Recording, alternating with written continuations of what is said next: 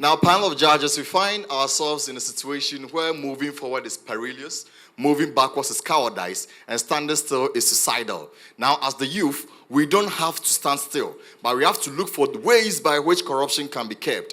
Now, in the first place, we have to use our youthful exuberance to make sure that the right laws are passed in order to curb corruption, like the right to information law. We have to make sure that these things are the politicians understand the reason for which we need these laws in place, so that we as future generation will not come and meet a spoiled or a damaged nation. Then again, too, we don't have to be partisan. We have to eschew any form of political biases. Now deal with the issues without whimsical or capricious feelings. Then again, we have to capitalize on technology. Now, with the youth, we are making excessive use of technology. So when you see the policeman taking bribe, just capture him, name, shame, and the person will be prosecuted.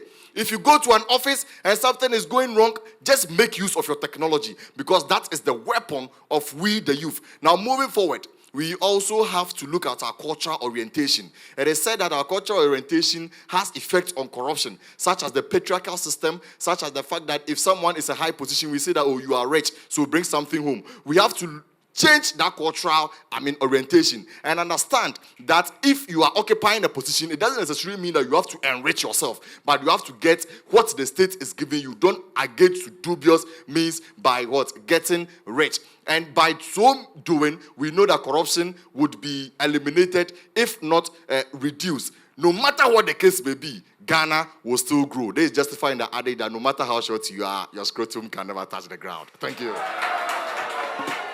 I think the best way ever to fight corruption, I think we shouldn't even curb corruption in Ghana. Corruption does not, that we don't have to curb it. We have to totally eradicate it. So the best way to do that is we should first and foremost sanitize ourselves, we the youth. Why don't we stop corruption? Because we ourselves, in one way or the other, we are corrupt ourselves. Yes, because you yourself, when you go to the hospital and you need to be treated and then you see that long queue, what do? Doctor, please take this, or security man, take this and push my file to the desk of the doctor first. So why don't you sensitize yourself first, even before going out to speak to someone about corruption? So ourselves, please, let's clean ourselves before going out. Secondly, sensitization. We the youth are making good use of social media now, but we're not that good, but somewhere to our best, we send photos of all sorts of things. We chat and all other stuff. So why don't you use this opportunity to write on our Facebook walls, on our WhatsApp status,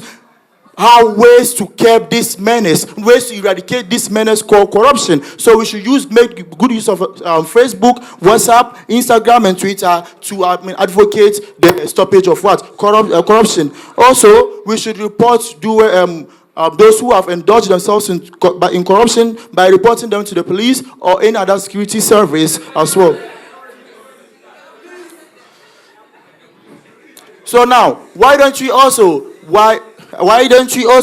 as youth, take our time to go for books at various libraries that talks about corruption, learn them so that not only to implement them ourselves, but also talk to our friends, families, and colleagues when it comes to the harm and then menace corruption creates in this country. Thank you very much.